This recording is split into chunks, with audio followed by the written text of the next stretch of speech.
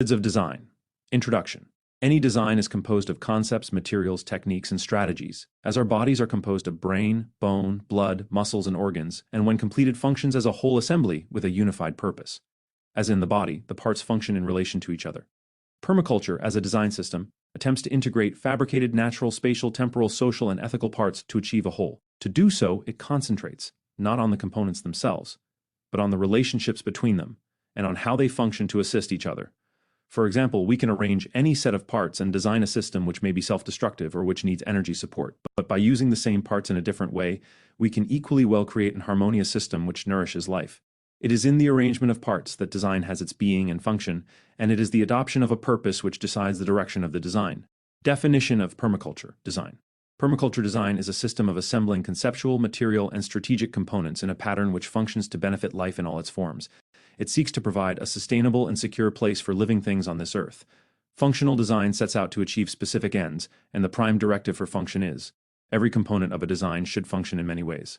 Every essential function should be supported by many components.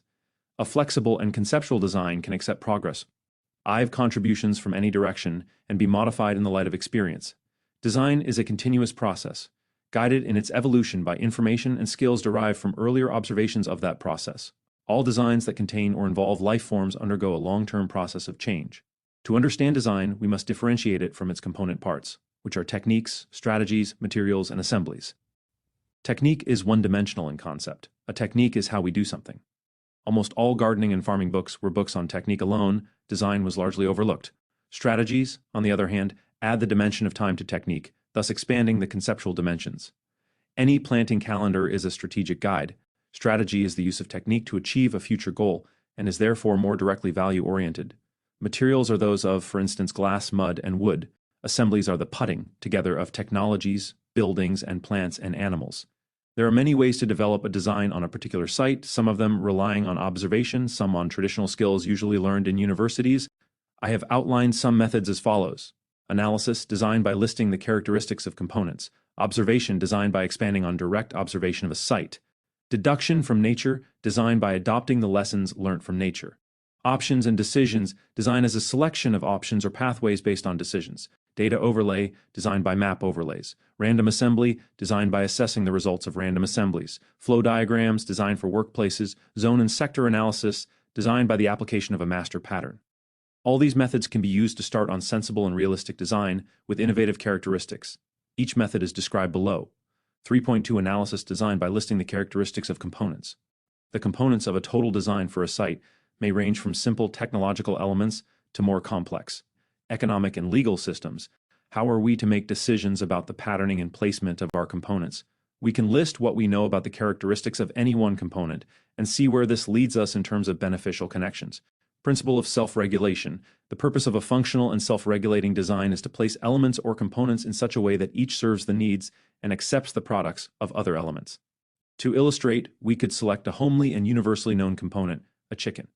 What do we know about this hen? We can list its products, needs, what the Image description, table 3.1, elements of total design.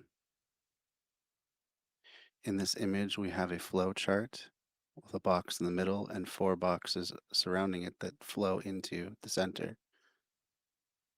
The top box is site conditions, water, earth, landscape, climate, and plants. Left-hand box, social components, legal aids, people, culture, trade, and finance. Right-hand box, energy components, technologies, structures, sources, connections. Bottom box, abstract components, timing, data, ethics. All flow into the central box, the design, a beneficial assembly of components in their proper relationships. Chicken requires to lead a full life and breed characteristics. See Figure 3.1. A broader classification would have only 2 categories. Chicken requires to lead a full life and breed characteristics. See Figure 3.1. A broader classification would have only 2 categories, outputs and inputs. Outputs are the yields of a chicken, inputs are its requirements in order to give those yields. Before we list either, we should reflect on these latter categories. Outputs, yields, or products are resources if they are used productively, or can become pollutants if not used in a constructive way by some other part of the system. Inputs, needs, or demands have to be supplied, and if not supplied by other parts of the system, then external energy or extra work must be found to satisfy these demands. Thus, a pollutant is an output of any system component that is not being used productively by any other component of the system. Extra work is the result of an input not automatically provided by another component of the system. As pollution and extra work are both unnecessary results of an incompletely designed or unnatural system, we must be able to connect our component, in this case the chicken, to other components. The essentials are that the inputs needed by the chicken are supplied by other components in the system, and that the outputs of the chicken are used by other components. We can now list the characteristics of the chicken as we know them. Later, we can see how these need to be linked to other components to achieve our self-regulated system by a ground strategy of relative placement, putting components where they can serve each other. 1. Inputs, needs of the chicken. Primary needs are food, warmth, shelter, water, grit, calcium, dust baths, and other chickens. Secondary needs are for a tolerable social and physical environment, giving a healthy life of moderate stress. 2. Outputs, products, and behaviors of the chicken.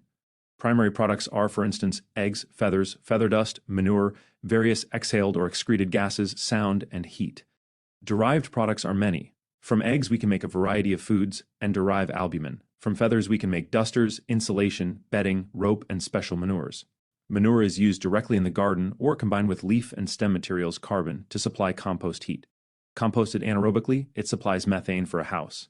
Heat and gases both have a use in enclosed glasshouses, and so on. Our list of derived products is limited only by lack of specific information and by local needs for the products.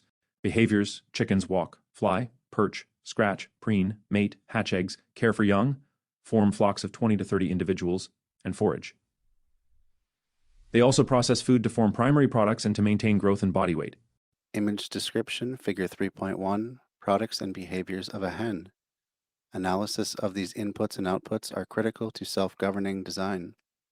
A deficit in inputs can create work, whereas a deficit in output use creates pollution. In the center of the image is a hen. It is a silver-spangled Hamburg hen. Along the top are products and behaviors of the hen: eggs, meat, feathers, manure, methane, CO2, scratching, foraging, flying, fighting. Along the left-hand side are needs of the hen: shelter, grit, dust, water, air, food, other chickens. And on the right side are intrinsic characteristics: breed, color, climate tolerance, breed-specific behavior. 3. Intrinsics. Intrinsics are often defined as breed characteristics. They are such factors as color, form, weight, and how these affect behavior, space needed, and metabolism, how climate and soil affect that chicken, or what its tolerances or limits are in relation to heat, cold, predation, and so on. For instance, white chickens survive extreme heat, while thickly feathered large dark chickens survive extreme cold. Heavy breeds, Australorps, cannot fly over a 1.2 meters fence, while lighter breeds, Leghorns, will clear it easily.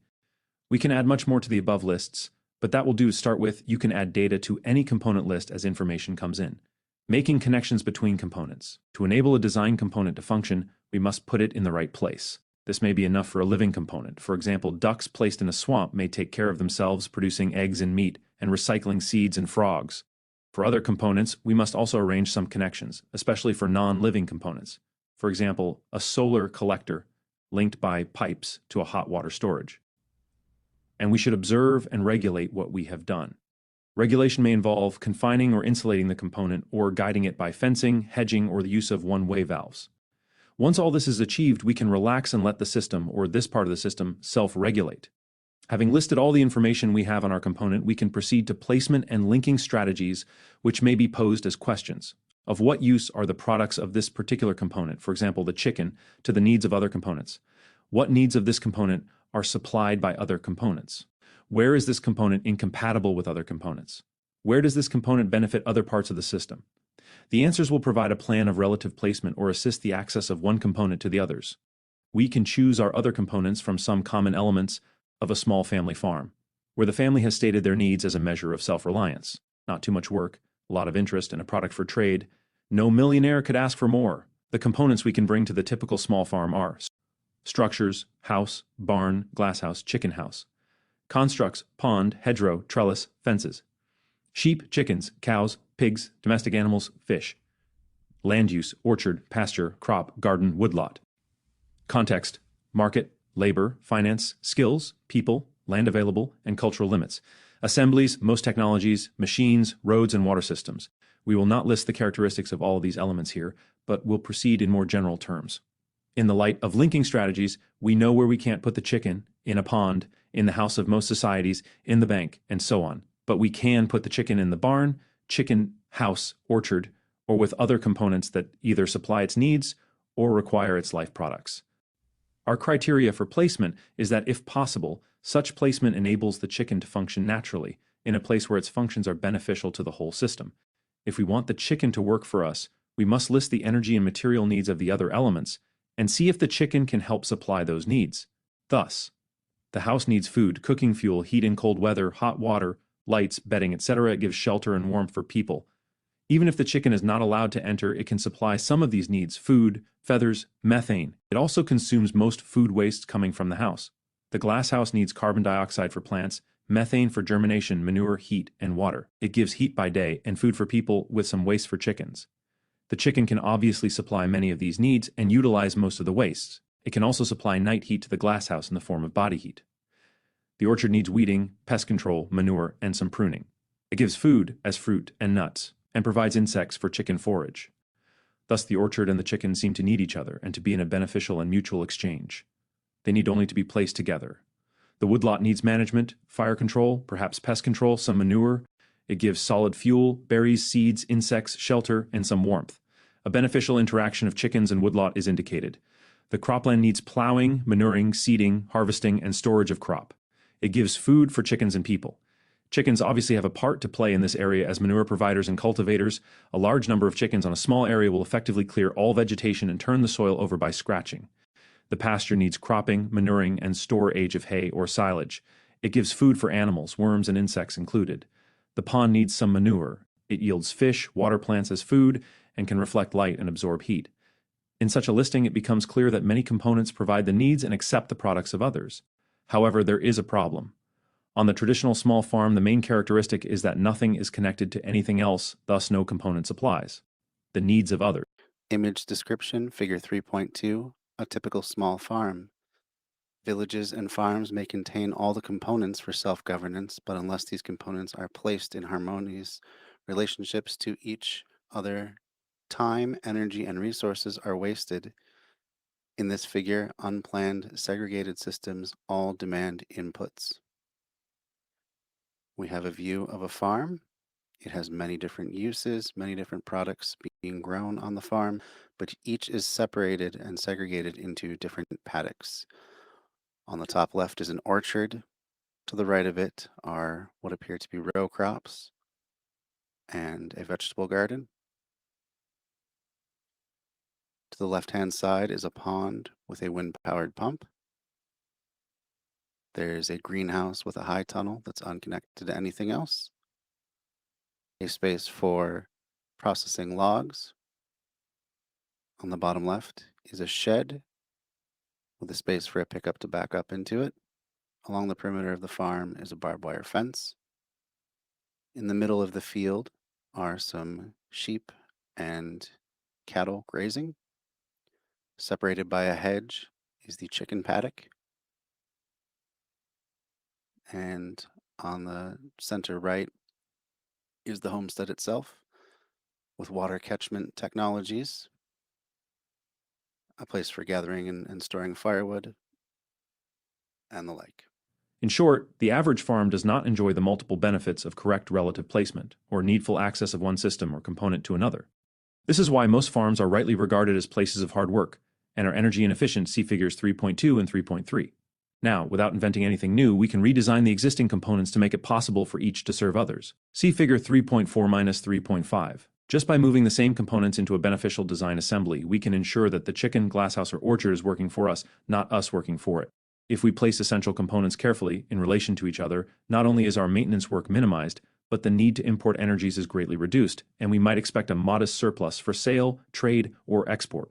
Such surplus results from the conversion of wastes into products by appropriate use. The chicken house heats and is heated by the glass house, and both are heated by the chimney. The chickens range in the orchard, providing manure and getting a large part of their food from orchard wastes and pests and from interplants of woodlot or forest components. A glass house also heats the house, and part of the woodlot is a forage system and a shelter belt. Thus, sensible placements minimizing work have been made. Market and investment control have been placed in the house, together with an information service using a computer which can link us to the world.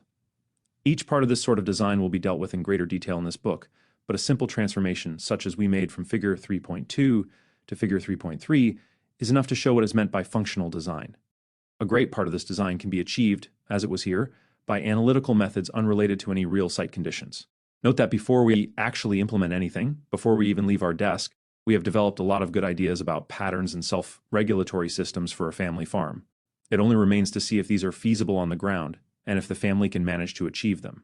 This is the benefit of the analytical design approach. It can operate without site experience. This is also its weakness. Until the chicken is actually heating the greenhouse, manuring the orchard, or helping to produce methane for the house, our system is just information, or potential. Until that chicken is actually in function, we have produced no real resources, nor have we solved any real problems on our family farm.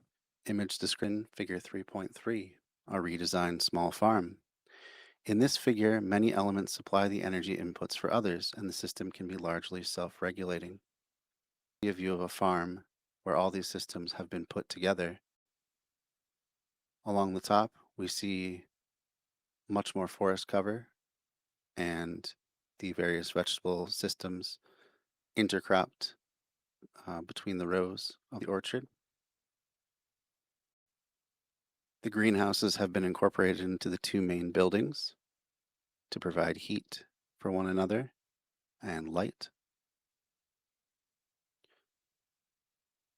There are various polycultures right up next to the house, as well as a pond, this time with many different plants surrounding the pond, an island for the ducks, and ducks swimming around the outside. And then in another paddock, it's been integrated with trees that provide food and shelter for the animals that graze there. It's the same sheep and cattle, but this time, instead of being on open pasture, there are trees interplanted. Information as a resource. Resources are practical and useful energy storages, while information is only a potential resource until it is put to use. We must never confuse the assembling of information with making a real resource difference. This is the academic fallacy, I think. Therefore, I have acted. Note also that we have arrived analytically at the need for cooperation within the system and that any competition absorbs energy, hence consumes part of our slender resources. Our ideal is to allow the free expression of all the beneficial characteristics of the chicken so that we avoid conflict and further regulate the system we have designed in light of real-life experience on the site. 3.3 Observation designed by expanding on direct observation of a site. Unlike the preceding analytic method, this way of arriving at design strategies starts on and around the site. Short practice at refining field observation as a design tool will convince you that no complex of map overlays, library computer data, or remote analysis will ever supplant field observation for dependability and relevance. Observation is not easily directed, and it is therefore regarded as largely unscientific and individualistic. Process and events, as we encounter them on a real site, are never revealed just by maps or other fixed data. Yet it is from the observation of processes and events, such as heavy rain and subsequent runoff, that we can devise strategies of least change and so save energy and time. No static method can reveal processes or dynamic interactions. A camera and a notebook are great aids to observation, allowing a re-examination of information if necessary. A good memory for events helps. Video recorders are very useful to review processes. How do we proceed? As we approach the problem, we can adopt any or all of these attitudes. A childlike and non-selective approach, in which I wonder why, may preface our actual observation. A thematic approach, where we try to observe a theme such as water, potential energy sources, or the conditions for natural regeneration. Image description, figure 3.4, the plan for the non-integrated systems in figure 3.2. This is an overhead view of that first farm, the non-integrated one, with the segregated orchard, the main row crops, the vegetable garden, the pond surrounded by open pasture, a greenhouse with a high tunnel, the barn and shed, sheep and horse, the house off to the right-hand side, and off in its own separate pen, the poultry paddock. Image description, figure 3.5, plan of the integrated system in figure 3.3. This is an overhead view of the integrated farm. Instead of segregated areas for the various things that are grown, they are integrated together. Orchard and forages for chickens, bees, sheep seasonally. Interplanted amongst that is the chicken tractor and the forage and main crop. The chickens are now in a shed that is connected to the main house, which is now in the center of the entire thing. Around the house are the high needs areas of the vegetable garden. There's also duck forage and vegetable areas. The pond now is planted with various crops around the outside. The shop front is connected more or less to the house. And the area that used to be open pasture now is planted with tree crops for animals and double fenced with forage hedges. An instrumental approach, where we measure, perhaps using equipment, a factor such as temperature gradients, wind, or reflection from trees. An experiential approach, using all our senses as our instruments, trying to be fully conscious both of specific details, sensations, and the total ambience of the site. In order to develop a design strategy, possible procedural stages are as follows. 1. Make value-free and non-interpretative notes about what is seen, measured, or experienced. For example, that moles have thrown up earth mounds on the field. Make no guesses or judgments at this stage. This takes some discipline, but gets a lot of primary data listed. 2. Later, select some observations which interest you and proceed to list under each of them a set of speculations as to possible meanings, for example, on the moles, that molehills are only conspicuous on fields and may actually occur elsewhere, or that they occur only on fields, and so on. Many speculations can arise from one observation. Speculations are a species of hypothesis, a guess about which you can obtain more information. To further examine these speculations, several strategies are open to the observer. 3. Confirm or deny speculations by any or all of these methods. Library research on moles, and even on allied burrowing species, for example gophers, asking others about moles and their field behavior, devising more observations on one particular theme just to test out your ideas. Recalling all you know about moles or allied species in other areas or circumstances. This process will start to further elaborate your knowledge of an existing and specific site characteristic and may already be leading you to the next step. 4. Examination of all the evidence now to hand. Have we evolved any patterns, any mode of operating? What other creatures burrow in fields and are predators, prey, or just good friends of moles? Now, for the last decisive step. 5. How can we find a use for all this information? What design strategies does any of it suggest? For example, we may now have found a lot of data on burrowers in fields, and look upon the mole, if mole it is, as a fine soil aerator and seed bed provider, and therefore to be encouraged or the very opposite. We may have discovered places where moles are beneficial, and places where they could well be excluded, or possibly they are best allowed to go their way as natural components in the system. Methods of mole control or data on how to prepare moles for eating may have surfaced, and so on. As the research and observation phase, plus others' observations goes on, the mole will gradually be seen to be already connected in one or other way to worms, upturned soils, fields, lawns, gardens, pastures, water percolation, and even perhaps soil production. Dozens of useful strategies may have evolved from your first simple observations, and the site begins to design itself.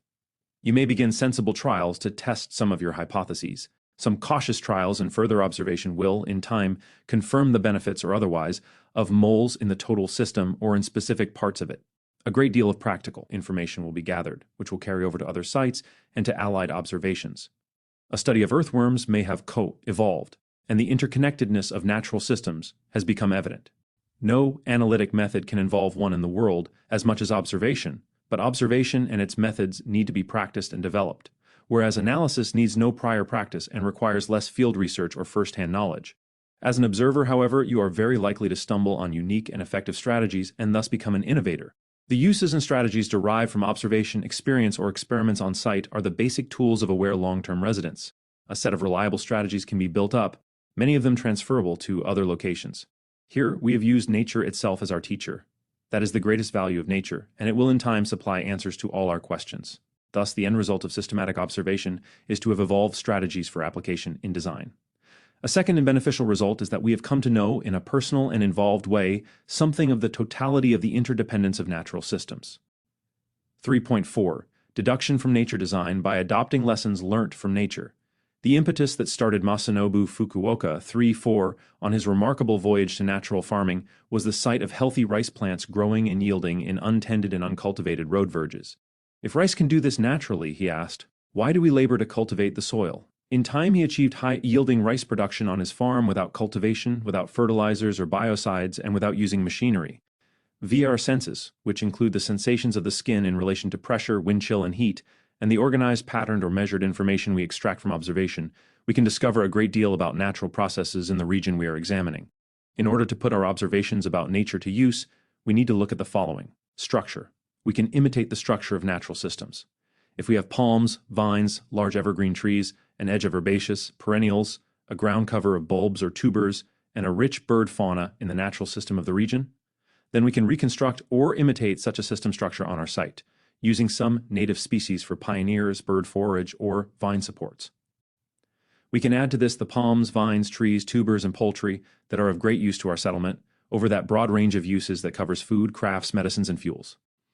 After studying the natural placement of woody legumes or windbreak in natural systems, we can imitate these in design systems. We can improve on local species by finding out-of-region or exotic species even better suited to those roles than those of an impoverished or degraded native flora and fauna. Certainly, we can carefully select species of a wider range of use to settlements than the natural assembly. Process. Apart from the structure of natural systems, we need most of all to study process. Where does water run? How does it absorb? Why do trees grow in some special sites in deserts? Can we construct or use such processes to suit ourselves? Some of the processes we observe are processes energized by animals, wind, water, pioneer trees, or forbs, and fire. How does a tree or herb propagate itself in this region? As every design is a continuous process, we should most of all try to create useful self-generating systems. Some examples would be on Lake Chelan, Washington State, USA, walnuts self-generate from seed rolling downhill in the valleys of intermittent streams.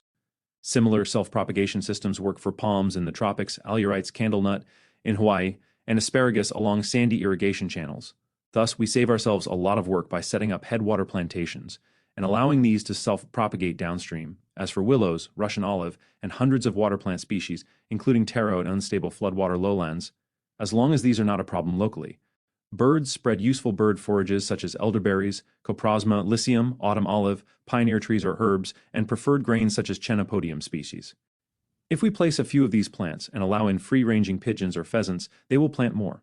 The same applies to dogs or foxes in the matter of loquats, bears for small fruits, and cattle for hard seeds such as honey locusts. Burrowers and hoarders such as gophers will carry bulbs and root cuttings into prairie, and jays and squirrels, choughs or currawongs spread oaks when they bury acorns. If, in grasslands or old pastures, we see that a pioneer such as tobacco bush, a pine, or an acacia provides a site for birds to roost, initiating a soil change so that clumps or coppices of forest form there, we can use the same techniques in allied species to pioneer our food forests, but selecting species of more direct use to us. Many native peoples do just this, evolving scattered forest nuclei based on a set of pioneer trees, termite mounds, compost heaps, and so on. We can provide perches for birds to drop pioneer seeds, and so set up plant nuclei in degraded lands around simple perches placed on disturbed sites. We can provide nest holes so that owls may then move in to control rodents, purple martins to reduce mosquitoes, or woodpeckers to control codling moth. Many nurse plants allow insect predators to overwinter, feed, or shelter within our gardens, as do small ponds for frogs and rock piles for lizards. If we want these aids to pest control, we need to provide a place for them. Some of these natural workers are very effective. Woodpeckers alone reduce codling moth by 40 to 60%. To limit a rampant plant or to defeat invasive grasses, we need only to look to nature. Nature imposes successions and limits on every species, and once we know the rules, we can use this succession to limit or exclude our problem species. Many soft vines will smother prickly shrubs. Browsed or cut out, they allow trees to permanently shade out the shrub or rot its seeds in mulch. Kikuyu grass is blocked from spreading by low hedges of comfrey, lemongrass, arrowroot, canis pp, or nasturtiums. We can use some or all of these species at tropical garden borders or around young fruit trees. We can smother rampageous species such as lantana by vines such as chayote, Sechium edulis, and succeed them with palm, legume forests by cutting or rolling tracks and then planting legumes, palms, and vines of our choice.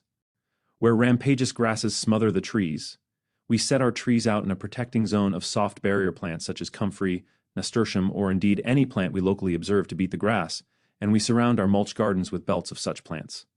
There are hundreds of such botanical lessons about us. Look long enough, and the methodologies of nature become clear. This is designed by analogy. We select analogous or botanically allied species for trials. If thistles grow around a rabbit warren, then perhaps if we disturb the soil, supply urine and manure, and sow seed, we will get globe artichokes, and so I have. Or we can pen goats or sheep on a place, then shut them out and plant it. It was by such thinking that the idea of chicken or pig tractors evolved to remove such stubborn weeds as nutgrass, convolvulus, onion weed, and twitch before planting a new succession of useful plants. Or we can provide fences or pits to trap wind-blown debris, dried leaves, rabbit and sheep manures, seagrasses, which can be gathered for garden use, and so on. All these strategies can be derived from observing natural processes and used consciously in design to achieve a great reduction in work, hence energy inputs. Landscape. Gullies, ridgetops, natural shade, the sides of multi-story buildings, and exposed sunny sites all demonstrate different opportunities, just as various velocities and grades of streams or rock falls present specific niches. We can find a use for each and every such special site, whether as an aid to food storage, food dehydration, as an energy source in itself, or as a site for a special animal or plant. We also create such opportunities over time as we grow groves of trees, raise earth banks, build houses, or excavate caves. It is in the creation of microclimates that we find a natural diversity and richness increasing. Every clump of trees invites new species to establish, every shaded area provides a refuge from heat, and every stone pile a moist and shaded soil site. We can plan such evolutions and plant to take advantage of them, using data derived from a close observation of natural systems. Philosophy. Life is not all survival in a stable ecosystem. First, by designing well and then observing system evolution, we gain contemplative and celebratory time. In celebration, we can incorporate the myths and skills that are important to future generations. In contemplation, we find more refined, profound, or subtle insights into good procedures, FUKUOKA3. 2. Implement and manage a constructed or natural system inevitably leads to a more revolutionary lifestyle, a more satisfied and contented life, and a sense of one's place in nature. To become a philosopher is not necessarily to be of benefit to the natural world, but to become a designer or gardener is to directly benefit nature or society, and one will inevitably generate natural ethics and philosophies. To become a good designer is to be in search of an understanding of nature, and to be content with the search itself. It is to design by natural example, becoming aware, taking notes, sitting a long time in one place, watching the wind behave and the trees respond, thrusting your hand into the soil to feel it for moisture. It is always more moist on the shade side of tussock grasses, for example, and becoming sensitive to the processes and sights about you. In microcosm and macrocosm, we can learn from the world, and these are the very best lessons to adopt. There are 1,000 lessons to learn, some so obvious that we could pinch ourselves for failing to notice them. Such an experiential system of design, in broad and in detail, is almost obliterated by the classroom, the sterile playground, toys, and didactic education. The huge information store that is nature is a primary reason for its preservation. We can never afford such a fine teacher or an equivalent education system that operates without cost or bureaucratic involvement. Image description, figure 3.6, options and decisions. On the top left-hand side, we see the starting point and a series of decisions. Some of the decisions result in undesirable outcomes, listed as a deferred, unnecessary, impractical, or unethical path, and the O's are listed as possible choices. And we see the flow chart of decision making. And at the end, you have practical and satisfactory results. And the key says priorities decide by ethics of use, stages of procedure by urgency, finance, skill, resources available, and energy. Options and decisions design as a selection of options or pathways based on decisions. For a specific site and specific occupants or clients, a design is a sequence of options based on such things as product or crop options, social investment options, capital available or created, skills and occupations, education available, processing opportunities on or off-site, market availability or specific market options, management skills.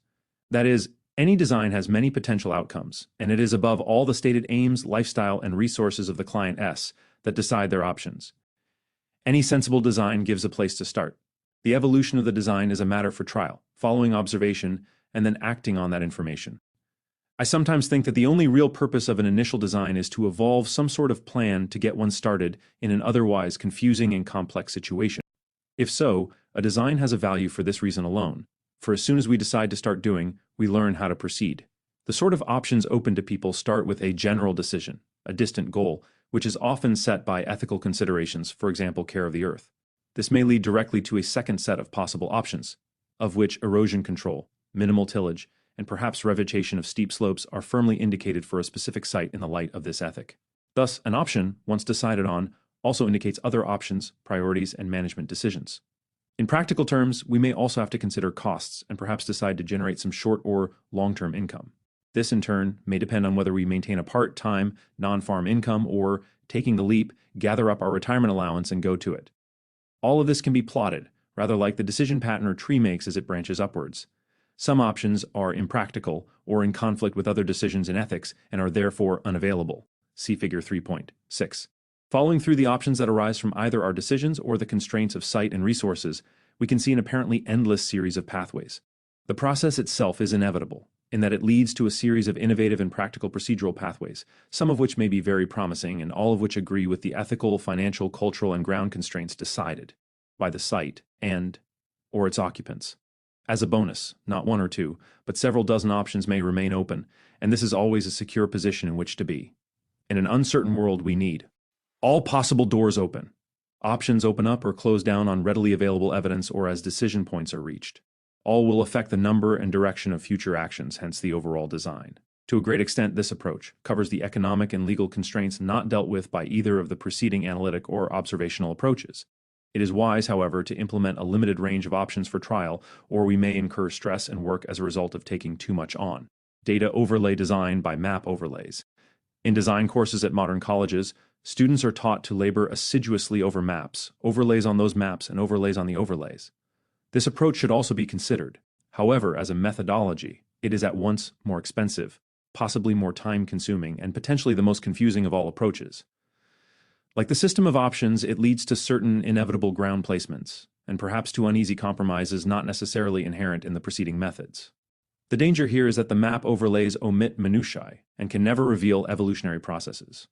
Where a mapping and hard data approach is weakest, however, is that some factors are not able to be mapped, ethical, financial, and cultural constraints, and that it is very difficult to include those site-relevant details revealed by observation, or indicated at once by our analytic method of component inputs and outputs.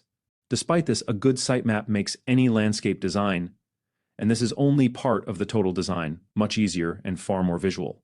A good map indicates a lot of sensible options and hypotheses, dam sites, soil, crop suitability, which can later be checked with actual site conditions, available clay for dams, existing useful vegetation, threatened habitat, and so on.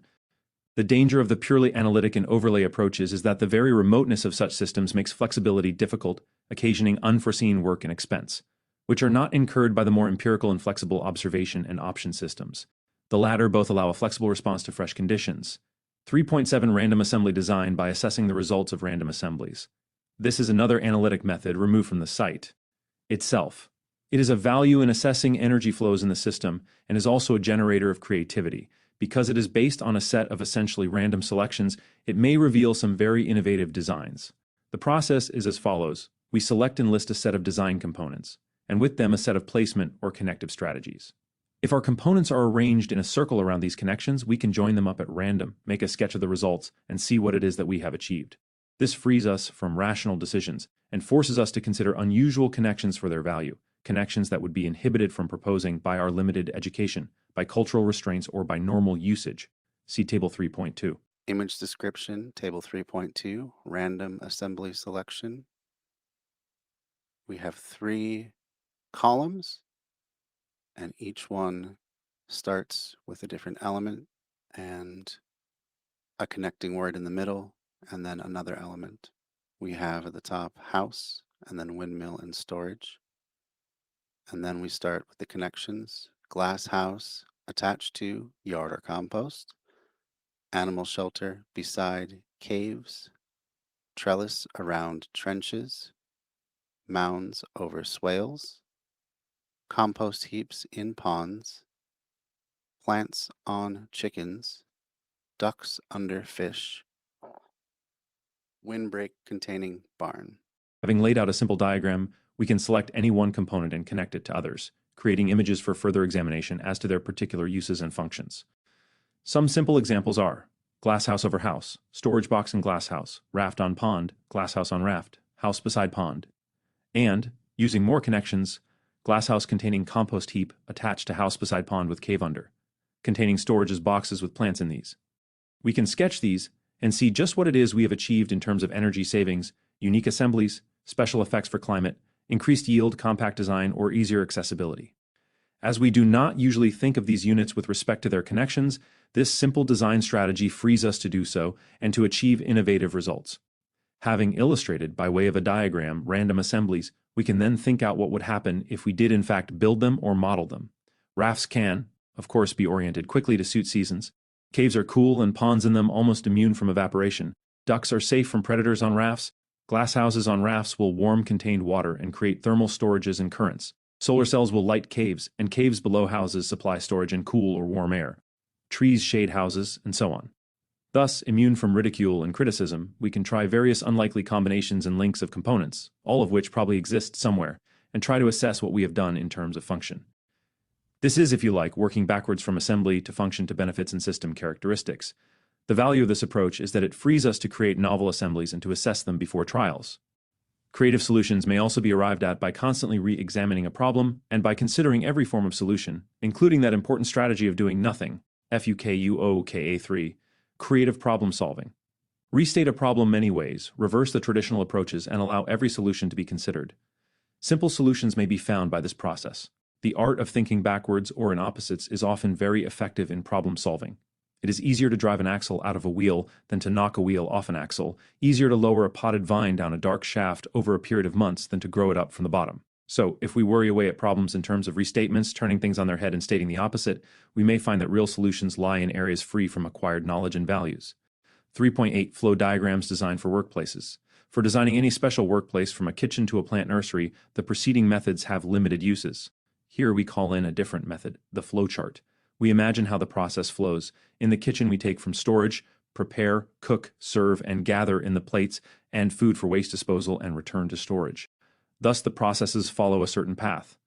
The best kitchens are U-shaped or compact, so that least movement is necessary. Storages are near the place where food, plates, or pots and pans are needed. Frequently used items are to hand on benches or in special niches. Strong blocks, bench tops, or tables are built to take the heavy work of chopping and the clamping on of grinders and flour mills. We can mark such designs out on the ground and walk around these, preparing an imaginary meal, measuring the space taken up by trays, pots, and potato storages, so creating an efficient workplace. It should also involve the placement of traditional items and agree with cultural uses. It is advisable to involve an experienced worker in any such design, and to research prior designs or new aids to design, such as we find in office furniture, which can be adjusted to the person. I have seen some excellent farm bindings, such as shearing sheds and their associated yards, built by worker designers after years of observation and experience. Some people specialize in such design for schools, wineries, and golf courses. In general, it is mainly workplaces which need such careful attention. Most other areas and buildings are of flexible use and have the potential for multiple function. The technique of flowcharts is also applicable to traffic ways and transport lines serving settlements, where loads or cargoes are to be received and sorted, and where schedules or time-place movements are integral to the activity. 3.9 Zone and sector analysis designed by the application of a master pattern. Zone and sector analysis is a primary energy-conserving placement pattern for the whole site.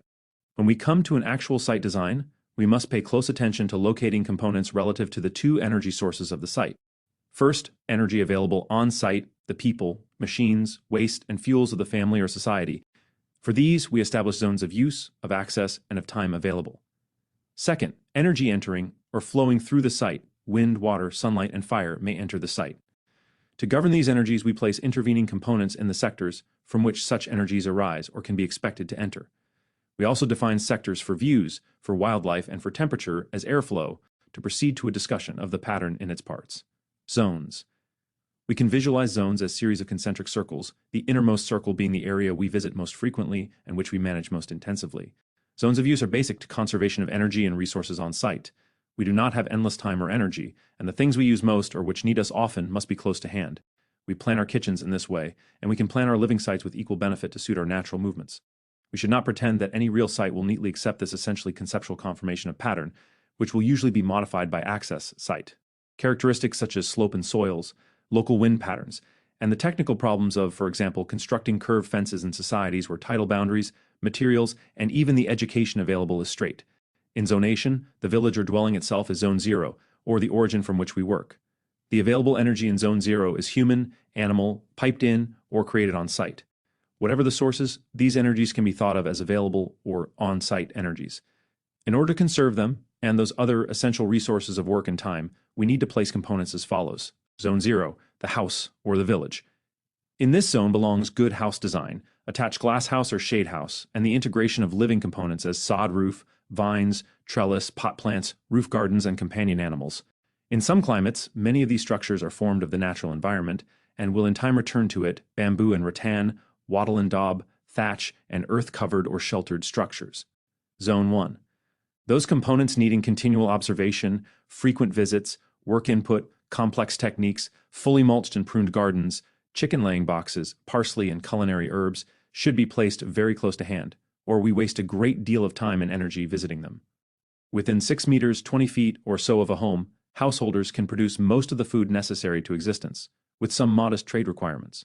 In this home, garden are the seedlings, young trees for outer zone placement, perhaps mother plants for cuttings, rare and delicate species, the small domestic and quiet animals such as fish, rabbits, pigeons, guinea pigs, and the culinary herbs used in food preparation. Rainwater catchment tanks are also placed here. Techniques include complete mulching, intensive pruning of trees, annuals with fast replacement of crop, full land use, and nutrient recycling of household wastes. In this zone, we arrange nature to serve our needs. Zone 2. This zone is less intensively managed with spot mulched orchards, main crop beds, and ranging domestic animals, whose shelters or sheds may nevertheless adjoin Zone 1, or as in some cultures, be integrated with the house. Structures such as terraces, small ponds, hedges, and trellis are placed in this zone. Where winter forces all people and animals indoors, joint accommodation units are the normality, but in milder climates, forage ranges for such domestic stock as milk cows, goats, or poultry can be placed in Zone 2. Home orchards are established here, and less intensive pruning or care arranged.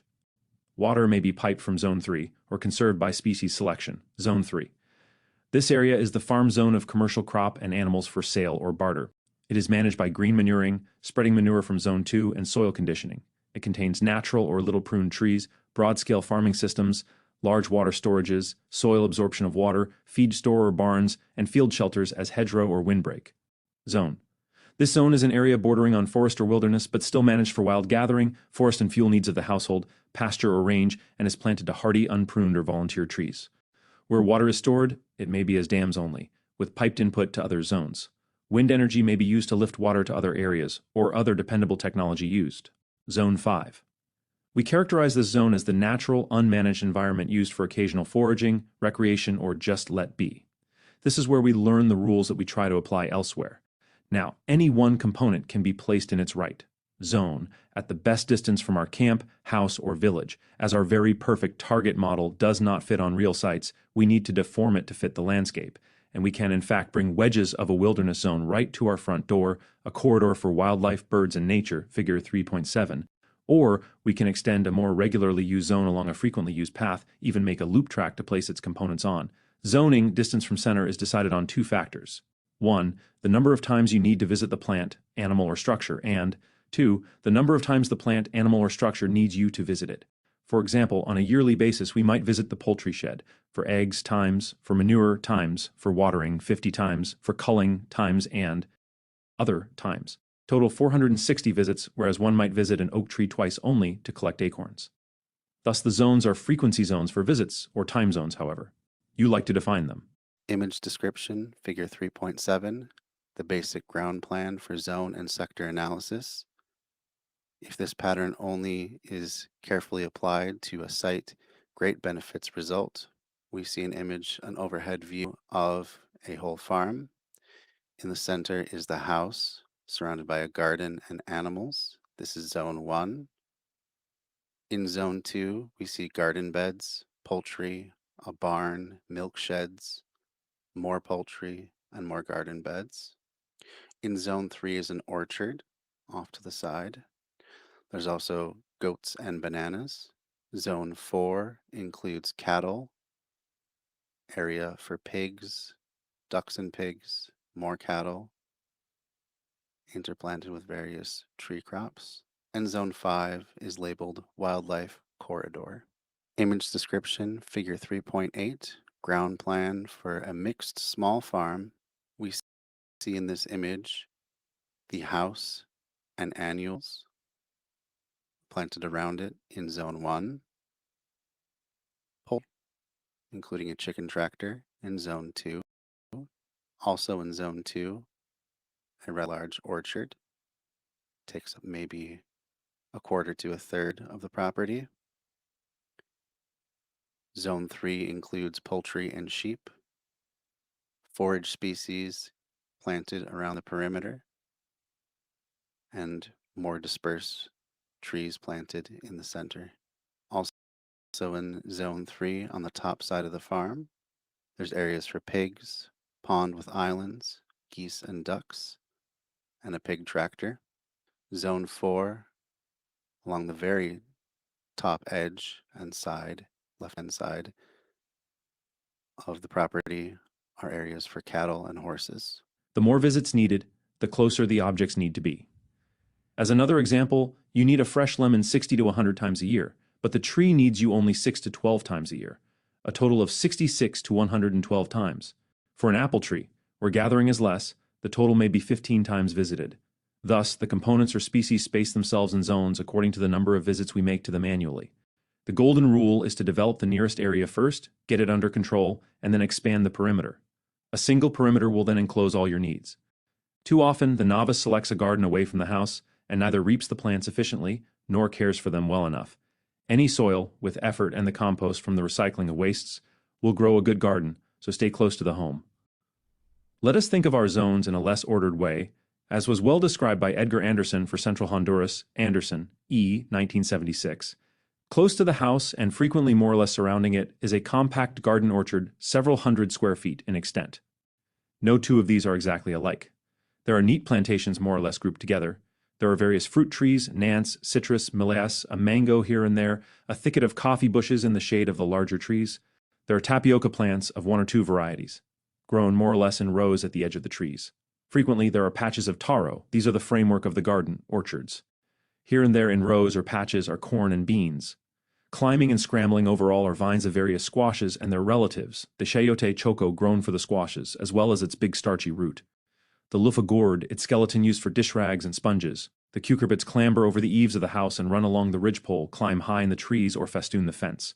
Setting off the whole garden are flowers and various useful weeds, dahlias, gladioli, climbing roses, asparagus fern, canis.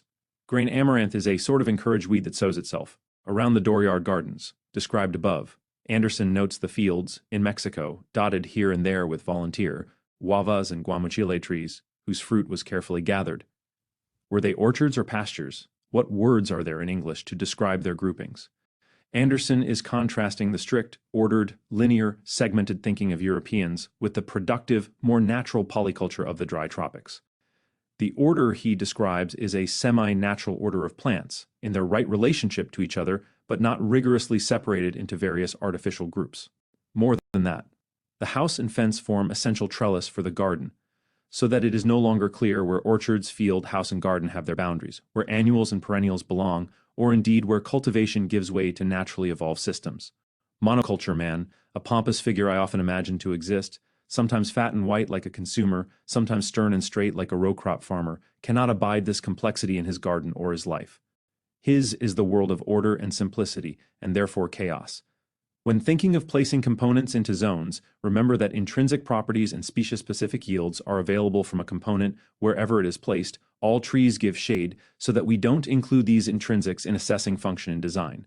Judging zonal placement. Place a component in relation to other components or functions, and for more efficient use of space or nutrient.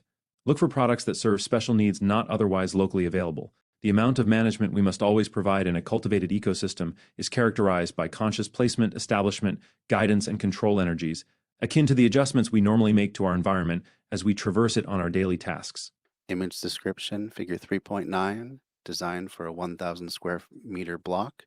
See text. We see an overhead view, including numberings for the various elements. 1 is the house. 2 is the herb garden. 3 appears to be a greenhouse. Then there are different labels. 5 is the pond. 6 is transitionary space. 7 a shed. 8 and 9 orchard paddocks. 11 a hedgerow, and 12 as well. And 13 integrated cropping techniques. 16 a path leading through the middle of the pond. Image description, figure 3.10, sector analysis. We see a picture of concentric circles, labeled at the center 1, then moving out to 2, 3, and 4. In the top center, there's a wildlife corridor fenced off from the main farm. And curving around the upper right-hand side, cold winter winds on the middle to lower right-hand side. On the outer red edge, summer sun, and overlapping somewhat with that, going down towards the center of the bottom area, winter sun. We have view, fire sector on site, and hot summer winds coming from the bottom center to center right. From the bottom left-hand side, the sun sector and winter sector, and cool summer winds coming from the lower left-hand side. Then we see summer sun coming from the left-hand to lower left-hand side. Placement in sectors.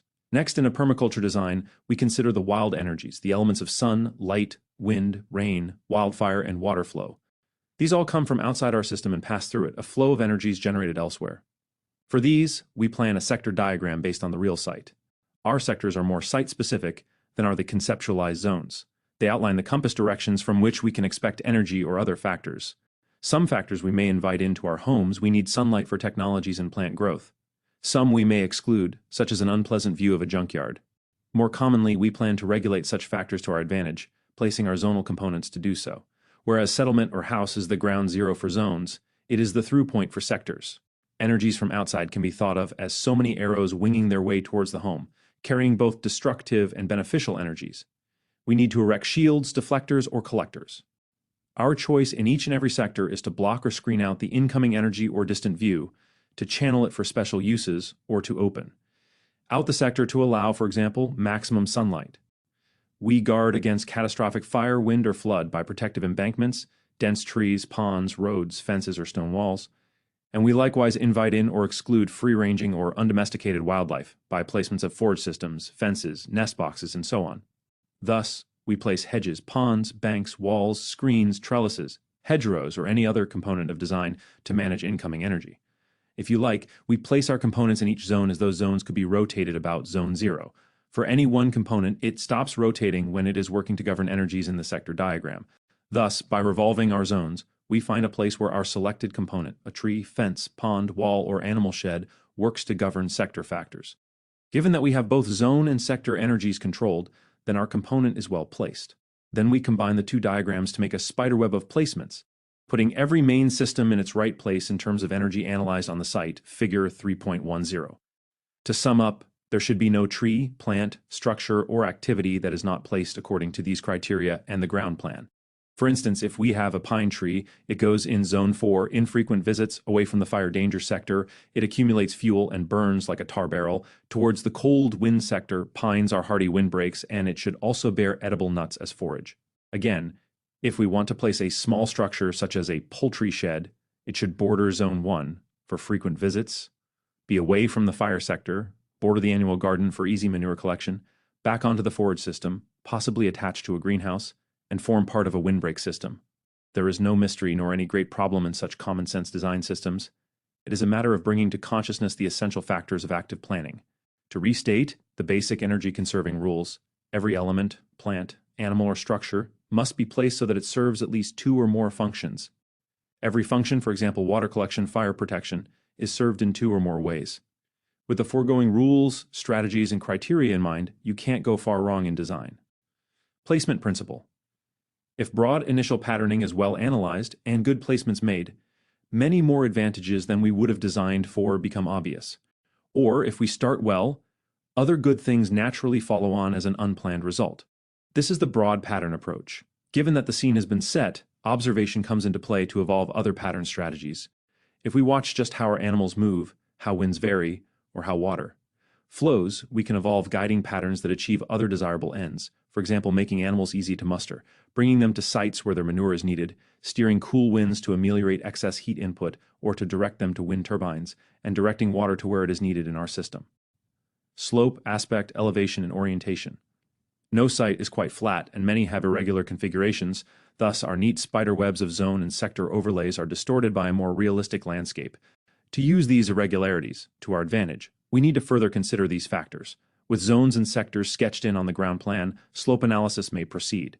High and low access roads, the former for heavy cargo or mulch, the latter for fire control, can now be placed. Provision for attached glass house, hot air collectors, reflection pond, solar pond, and shade house should be made at all homestead sites where climatic variation is experienced. Slope determines the unpowered flow of water from source to use point, and slope and elevation will permit the placement of hot air or hot water collectors below their storages, where the thermosyphon effect can operate without external energy inputs. The simple physics of flow and thermal movements can be applied to the placement of technological equipment, for example, solar hot water panels, taking advantage of slope. Where no slope exists, towers for water tanks and hollows for heat collectors, or solar ponds, can be raised or excavated for the same effect. However, in the normal humid landscape, where precipitation exceeds evaporation, hill profiles develop a flattened S-curve that presents opportunities for placement analysis of components and systems, as per figure 3.11. The ancient occupied ridgeways of England testify to the common sense of the megalithic peoples in landscape planning, but their present abandonment for industrial suburbs in flatlands does little credit to the Paleolithic planning of modern designers. The difference may be that the former planned for themselves, while the latter designed for other people. Slope gives immense planning advantages. There is hardly a viable traditional human settlement that is not sited on those critical junctions of two natural ecologies, whether on the area between foothill forests and plains, or on the edge of plain and marsh, land and estuary, or some combination of all of these. Planners who place a housing settlement on a plain or on a plateau may have the advantage of plain planning, but abandon the inhabitants to failure if transport fuels dry up. They then have to depend on the natural environment for their varied needs, but have only a monocultural landscape on which to do so. Successful and permanent settlements have always been able to draw from the resources of at least two environments. Similarly, any settlement which fails to preserve natural benefits, and, for example, clears all forests, is bent on eventual extinction. The descending slopes allow a variety of aspects, exposures, insulation, and shelter for people to manage. Midslope is our easiest environment, the shelter of forests at our back, the view over lake and plain, and the sun striking in on the tiers of productive trees above and below. Figure 3.11 shows a broad landscape profile typical of many humid tropical to cool climates, which we can use as a model to demonstrate some of the principles of landscape analysis. On the high plateaus, or upper erosion surface, snow is stored, and trees and shrubs prevent quick water runoff. The headwaters of streams seek to make sense of a sometimes indefinite slope pattern, giving way to the steep upper slopes, rarely or catastrophically of use to agriculture, but unfortunately often cleared of protecting forest, and subject to erosion because of this. The lower slopes, are potentially very productive mixed agricultural areas, and well suited to the structures of people and their domestic animals and implements. Below this are the gently descending foothills and plains, where cheap water storage is available as large shallow dams, and where extensive cropping can take place. This simplified landscape should dictate several strategies for permanent use, and demands of us a careful analysis of techniques to be used on each area. The main concern is water, as it is both the chief agent of erosion and the source of life for plants and animals. Thus, the high plateau is a vast roof where rain and snow gather and winds carry saturated cloud to great heights. At night, the saturated air deposits droplets on the myriad leaves of the ridge forests. The gentle foothill country of Area C, brilliantly analyzed for water conservation by Yeomans 5, supports the most viable agricultures if the forest above is left uncut. Here, the high runoff can be led to mid-slope storage dams at the key point indicated in figure 3.11, examined in much more detail in Yeoman's books. Using the high slopes as a watershed and a series of diversion catchment drains and dams, Water is conserved at the key points for later frugal use in fields and buildings. The water is passed with its nutrients to low dams and released as clean water from the site. This is the ideal. The reality often falls far short of it. The lower slopes, those safe to use tractors on at least, can be converted to immense soil water storage systems in a very short time. A single summer often suffices. This is a matter of soil conditioning, afforestation, water interception, or a combination of these.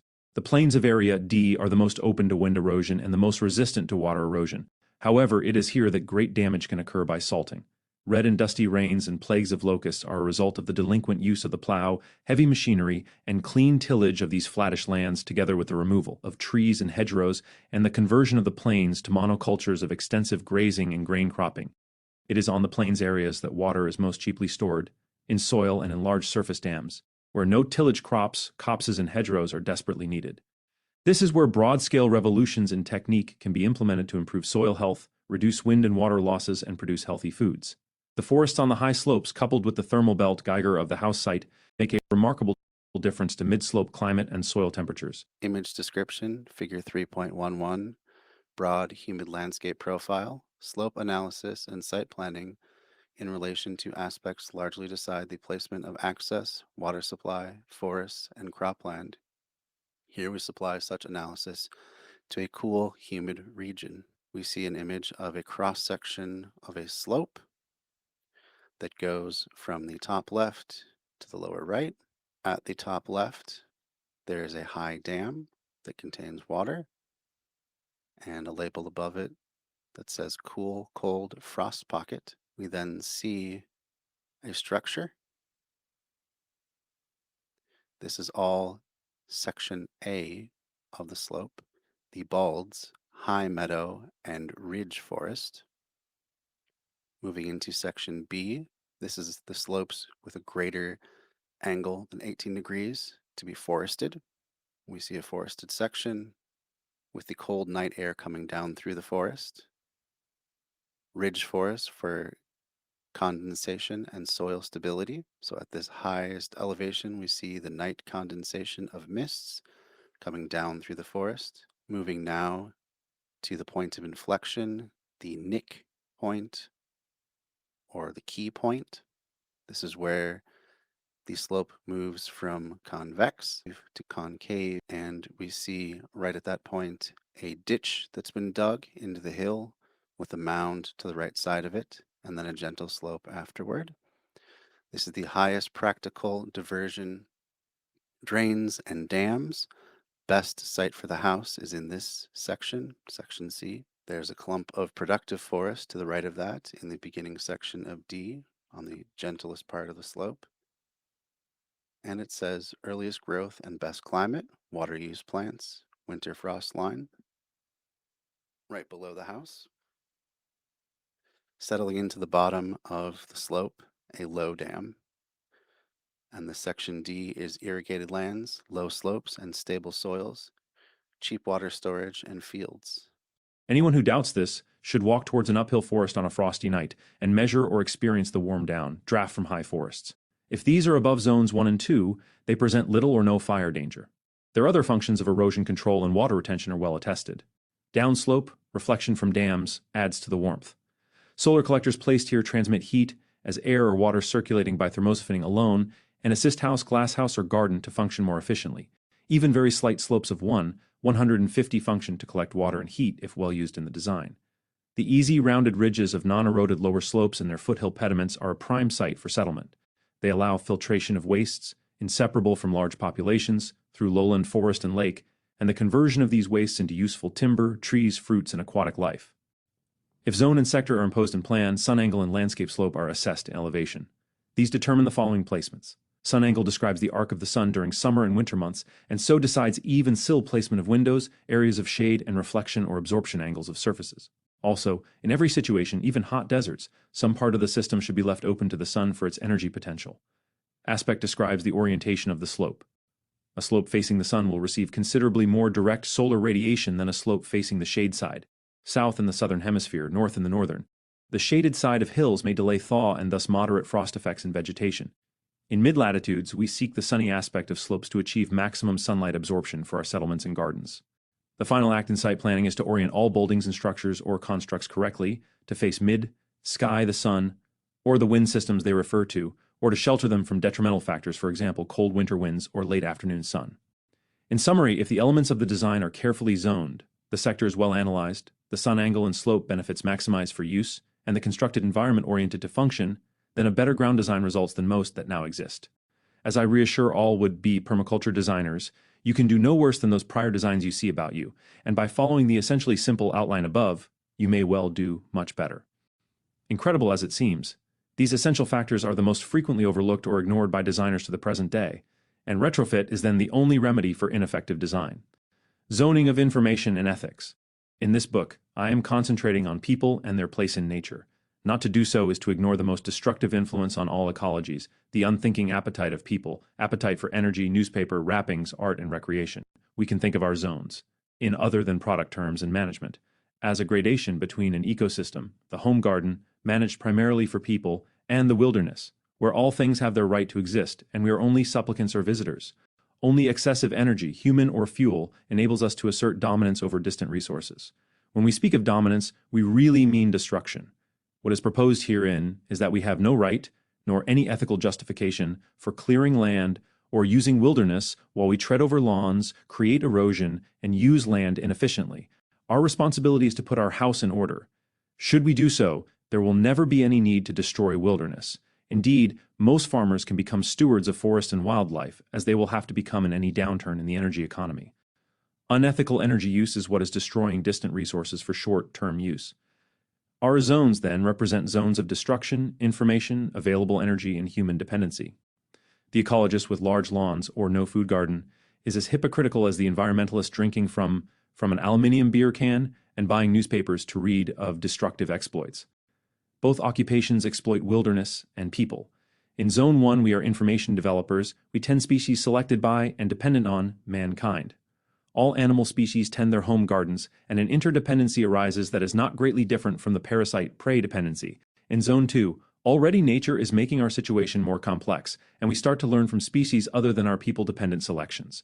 As we progress outwards, we can lose our person orientation and gain real understanding of the necessity for all life forms, as we do not need to exploit most species. We in fact need and use only a few species of the hundreds of thousands that exist. In wilderness, we are visitors or strangers. We have neither need nor right to interfere or dominate. We should not settle there, and thus leave wastelands at our back.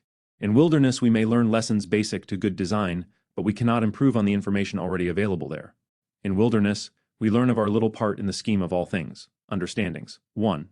Everything is of use. It is not necessarily needed by people, but it is needed by the life complex of which we are a dependent part. 2.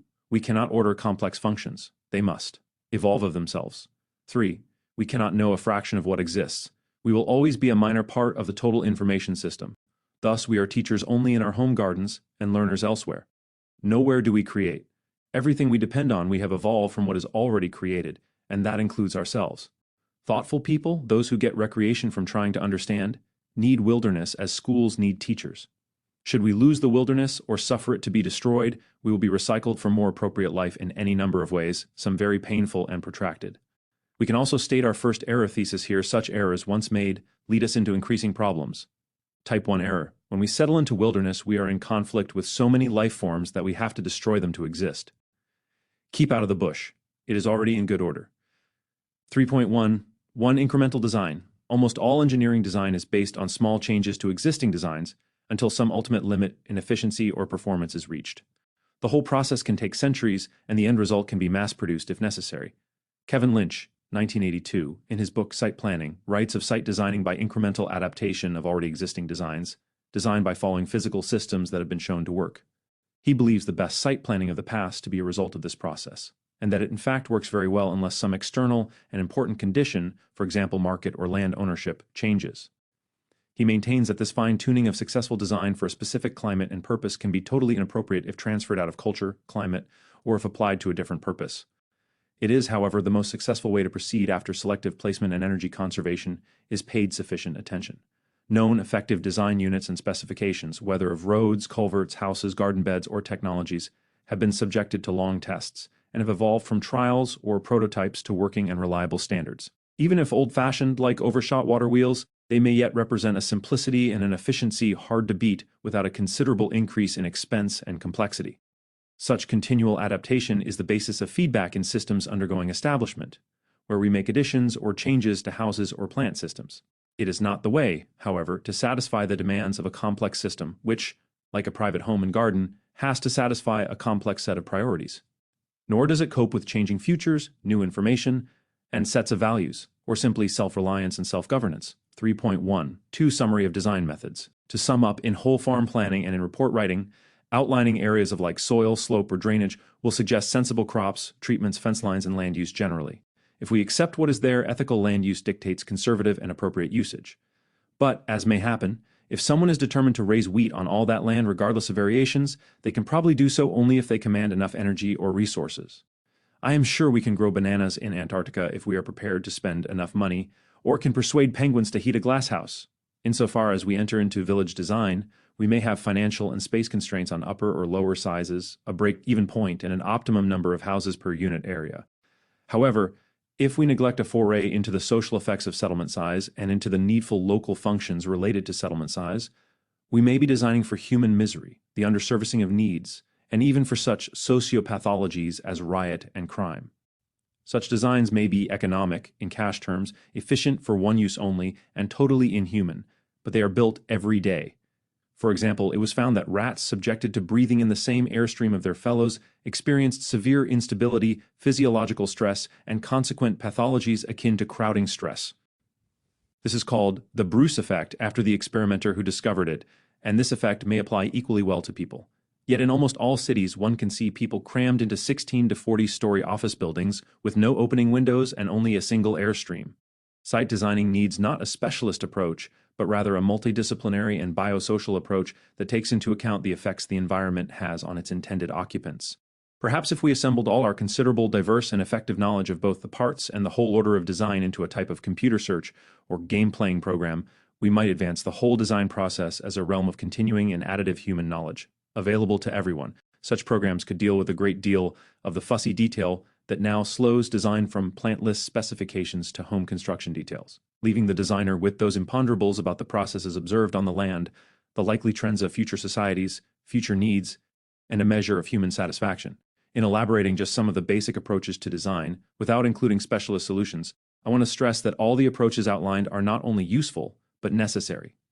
Only by some sensible combination of all the methods given can one select and assess all the elements that enter into a total design assembly, and so evolve a design that includes a large degree of self-management, takes account of details on site, suits the ethics and resources of people, locates ground features in an integrated way, and provides for natural systems and access routes to be properly located. Permaculture. The methodologies of polyculture design rely more on species interaction than on configuration. The concept of guilds in nature and design. The methodologies of polyculture design rely more on species interaction than on configuration, although both are necessary inputs to a design. Thus, in designing for best, or most beneficial, species assemblies, we need to know about and use the concepts of species guilds and the co-actions of species. In the natural world, we may often notice assemblies of plants or animals of different species that never, the less occur together over their range. Image description, table 3.4, impetus to design. We have on one side a column under permaculture, and on the right-hand side a column labeled most present day design. Permaculture is stimulated by a perceived social problem. Present day design is stimulated by a drive to erect monuments or make money.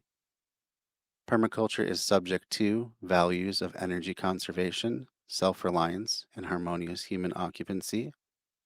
Modern design is subject to economics as cash considerations and the desire for profit. Permaculture is mediated by consideration of long-term biosocial factors.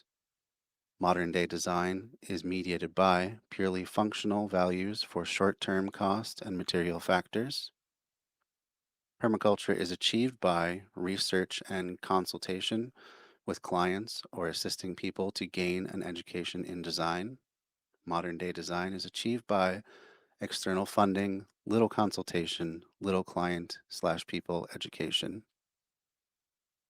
Permaculture is refined by allowing space, finance, and feedback to adjust activities and allowing for new or overlooked needs as they occur. Modern design is refined by selling off and not taking responsibility for the results.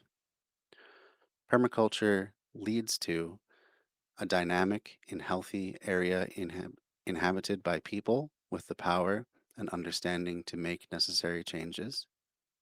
Modern design is leading to a dislocated population, powerless to affect change easily, hence dependency and anxiety. The results: permaculture, the stability of dynamic local adjustment; modern design, the instability of perceived individual powerlessness. Closer examination of such mixed assemblies often reveals a set of mutual benefits that arise from such convivial togetherness. These benefits offer help or protection to the whole assembly, as when one bird species acts as lookout for another, or defends others from hawks. When we design plant guilds, as we always try to do in a polyculture, we try to maximize the benefits of each species to the others. We can also add factors of convenience to ourselves, or which save us inputs of fertilizer or pesticides, as in the apple-centered guild described below. A guild, then, is an harmonious assembly of species clustered around a central element, plant or animal. This assembly acts in relation to the element to assist its health, aid our work in management, or buffer adverse environmental effects, see Figure 3.12. Let us list some of the reasons to place species in association. To benefit a selected species by reducing root competition from, for example, invasive grasses. Almost all are cultivated. Food trees thrive in herbal ground covers, not grasses. Assisting pest control in various ways by providing anti-feedants, bitter or unpalatable browse or chemical deterrents. For example, nasturtium roots provide root chemicals to tomatoes or gooseberries which deter whitefly. Many plants, fermented or in aqueous extraction, deter pests or act as anti-feedants when sprayed on leaves of the species we wish to protect. By killing root parasites or predators, for example, crotalaria captures nematodes that damage citrus and solanaceous roots. Tagjet's marigolds fumigate soils against grasses and nematodes. By hosting predators, as almost all small flowered plants, especially collagia, many acacia species, tamarisk, compositae, the daisy family, and umbelliferae, such as dill, fennel, carrot, and coriander, host robber flies and predatory wasps, creating open soil surface conditions or providing mulch. For example, comfrey and globe artichokes allow tree roots to feed at the surface, unlike grasses which competes with tree roots, while spring bulbs, daffodils, or winter-grown wild allium species, whose tops die down in mid-spring, do not compete with deciduous tree roots in summer dry periods, nor do they intercept light rains. Providing free nutrients, woody or herbaceous legumes fix nitrogen or other essential nutrients via root associates, stimulate soil bacteria or fungi, and benefit associated trees. Clovers, trees such as acacia, casuarina, and pultonea, sugar-providing grasses, sugar cane, and high humus producers, bananas, all assist orchard species. Many can be slashed or trimmed to give rich mulch below trees or between crop rows, providing physical shelter from frost, sunburn, or the drying effects of wind. Many hardy windbreak species of equal or greater height, both as edge windbreak or in-crop crown cover, exclude frost, nullify salty or hot winds, provide mulch, and moderate the environment towards protecting our selected species. Examples are borders of bamboo, cane grasses, casuarina, hardy palms, and tamarisks. In-crop shade shelter of legumes are needed by such crops as avocado, citrus, and cocoa or coffee, or any crops needing partial shade. In-crop trees can eliminate frost effects in marginal frost areas. To assist us in gathering culinary associates, it is of some small benefit in detailed planning to keep common culinary associates together. Tomatoes with parsley and basil, potatoes with a tub of mint, so that we also gather them together for cooking, salads, or processing, dill with cucumbers. Thus we reduce work. Dill and apples also go well together, raw or cooked, and dill is one of the umbelliferae that host predatory wasps below apple trees, specific animal associates of a guild. We have made reference in pest control to host plants. These can be best specified by observing, researching, or selecting plants to host quite specific predatory wasps, lacewings, or ladybirds. Vertebrates that assist our selected crop species are ground foragers, for example, pigs or poultry specifically used to clear up the fallen fruit that host fruit fly or larval forms of pests. Foragers can be run in orchards for that relatively short period of the year when fruit is falling and rotting, or they can be used to eat reject fruit and deposit manures. Insectivores, birds in particular, that search bark crevices, woodpeckers, honey eaters for resting larvae and egg masses. To encourage these, plant a very few scattered flowering shrubs and herbaceous plants such as Nephofia, Banksia, Salvia, Buddleia, and Fuchsia. All of these provide insect and nectar foods for insectivorous birds. Mollusk control, snails and slugs are almost totally controlled by a duck flock on range, and several large lizards, Tiliqua sbpp, also feed primarily on snails. Ducks can be ranged seasonally, autumn to spring, in plant systems and in summer on marshlands. Ducks will eat seedlings, so that appropriate scheduling is essential. Guard dogs for deer, rabbits, and other vertebrate pests. A small number of guard dogs, fed and kenneled in orchards, are sufficient control for fox predation on orchard poultry foragers. Such dogs, reared with domestic poultry, do not attack the flocks themselves. Hawk kites suspended over a berry crop, or flown as light model planes over an extensive grain crop, deter all flock bird, predators of the crop, and are more dependable than natural hawks. They need to be removed when not needed, so that birds do not get accustomed to them. Image description, figure 3.12, a guild assembly for an idealized apple orchard. Most accessory species enhance the health and productivity of the apples. Floristic elements are maximized. Starting from the top cross section, we have in the middle the apple tree. Along the drip line are comfrey on one side and spring bulbs on the other. Beneath the drip line area are nasturtium, clover, dill, and fennel, globe, artichoke, and clover. To the left, with a pig grazing and foraging beneath, is an acacia, or tagasaste, a nitrogen-fixing plant with plants planted below it. On the right-hand side, another acacia, or tagasaste, with ducks on range beneath it and other plants planted below. We now see an overhead view with the apple at the center, planted within the drip line, dill, globe artichoke, and others, as well as clover and nasturtium ground cover under the trees.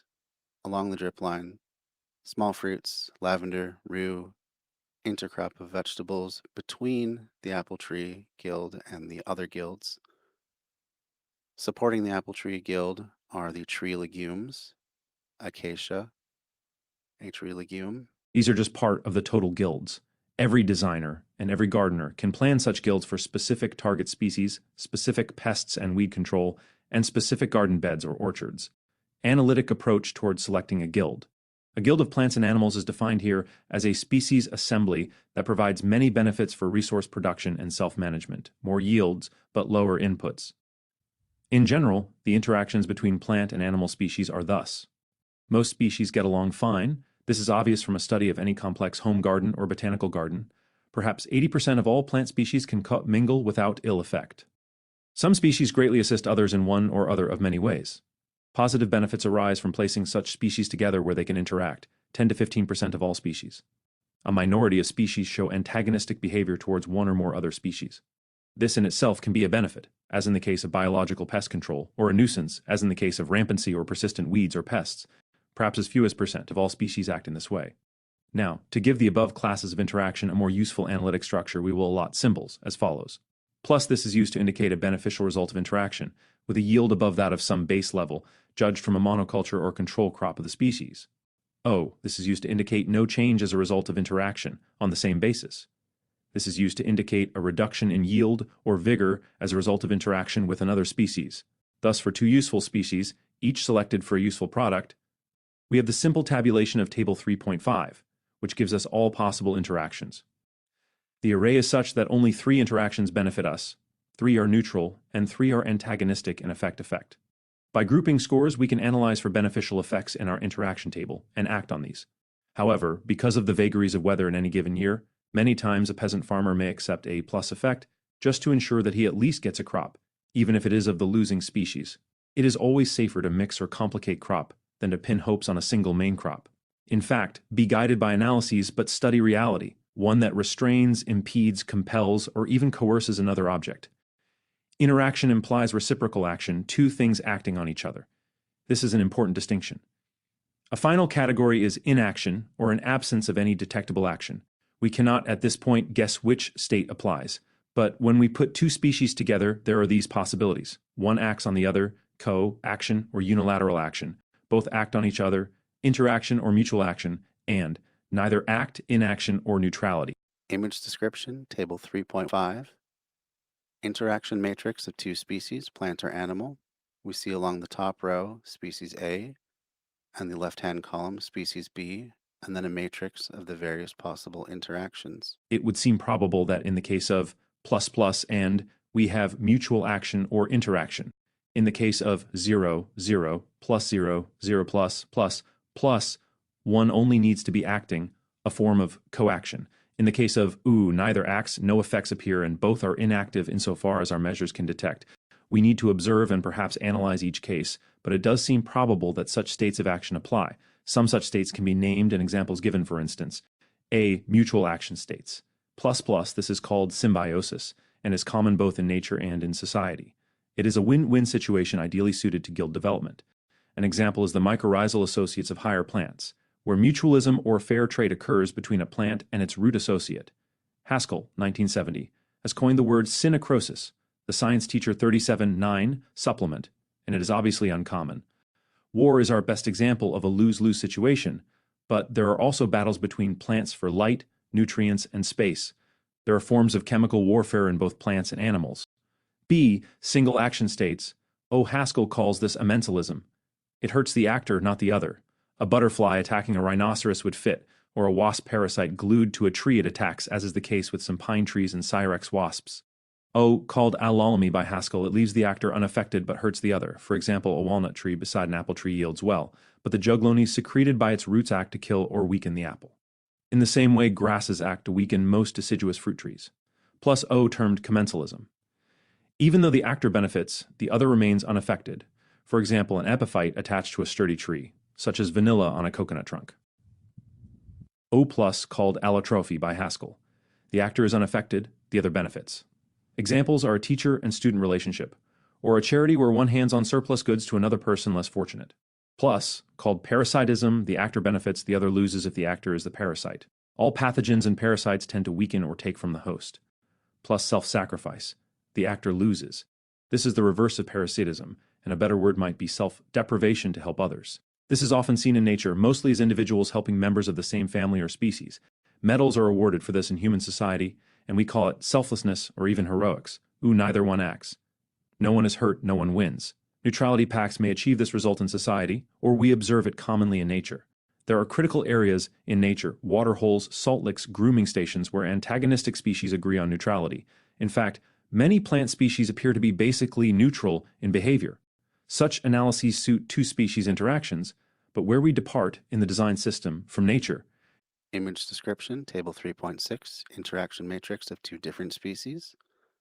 Along the top row, we have species A, a palm. On the left-hand column, we have species B, lantana, and then a matrix of different interactions.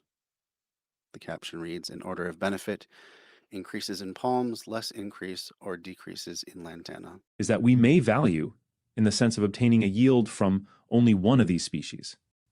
Let this be species A in table 3.6. The other can be a weed or a species such as lantana, which we might wish to eliminate.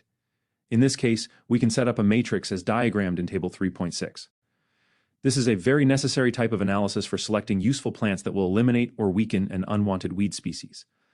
All such analyses can be made using plant, animal, or plant, animal pairs. How do we observe coaction? This is quite simple in the field, providing there are plenty of examples to score, and we have set some criteria to score by. For example, take a town or area with a great many trees planted in the backyards. Select any one of these species for criteria, say an apple, then decide on how to score, for example, in compounds with apples and other species of plants growing. Plus, apple tree healthy, bearing very well, not stunted or over-vigorous. Apple tree healthy, in fair order, bearing. Apple tree bearing poorly, sick or dying. X, no apple tree in this yard. Image description, table 3.7, coaction matrix.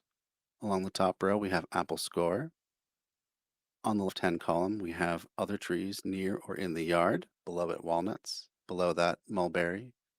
And on the bottom, acacia. And then a matrix of the different scores of the interactions between apple and other things. Scoring can be of specific pairings. Along the top row, apple score. And the left-hand column, walnut score. And then a matrix of the different scores. Then we draw up a coaction matrix on a piece of paper, with the apple score at the top and other trees down the left side, table 3.7. Tally the scores by walking from yard to yard. We quickly see that where there are walnuts, apples are sick or absent, O. However, healthy apple trees coexist with both mulberries and acacias +0 and 000. Ideally, we use a similar score for each species of other tree so that our CO action results score the same criteria for walnut, mulberry, and acacia that we score for apple. Additional field notes are useful. Healthy, untended apple trees often have quite a specific understory of spring bulbs, comfrey, clover, iris, nasturtium, etc. This too should be noted as we go. I have in fact carried out such analyses, and some of the results will be used as a real example in the next section. Building up guilds from coaction analysis. If we wish to construct a guild, then we need to bring two or more species into close proximity where we can judge the effects of one on the other. If we have a result anywhere, we might be able to intervene with a third or fourth party, which we can call an arbitrator, a buffer, or an intervener. Apple next to walnut produces O, not desirable, the apple sickens or dies. Apple next to mulberry produces +0, a good result. Mulberry next to walnut produces U, mutual inaction. Thus, apple then mulberry then walnut gives us +0. By this intervention strategy, we have in effect canceled out and have a net benefit in a 3-3 species array. That is, we can use several 2 species results to achieve a better result with 3 species, which goes beyond accepting fatalistically the primary conflict. Here, a mulberry is the intervener or critical species or element in conflict resolution. We can take this further again by examining yet other coactions. Acacia next to mulberry gives 0+. Now, apple, mulberry, acacia, walnut gives us ++0+, which is much better again. So we proceed to isolating and arranging guilds to maximize benefits and eliminate conflicts. This is part of the skill of planning strip or zone placements of mixed species. The role of configurations in guilds. Here we have to consider placement of interactive elements. Obviously, there is a common sense close spacing for many plants and machine components, but as the distance between living components widens, we can never be quite sure that chemical or behavioral interaction ceases. Consider the case of 2 territorial birds, displaying or calling a mile or more apart. To us, they appear as individuals. To each bird, the other is in clear interaction.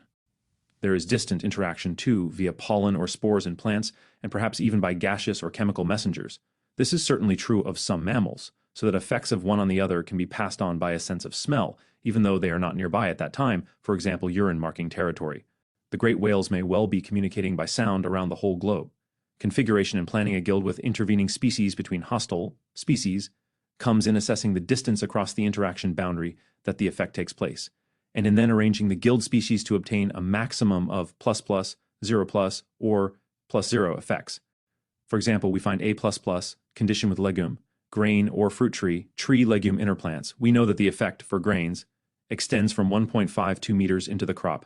Thus, for a configurational design, we can spiral or strip plant these 2 species for a total positive edge interaction effect in crop.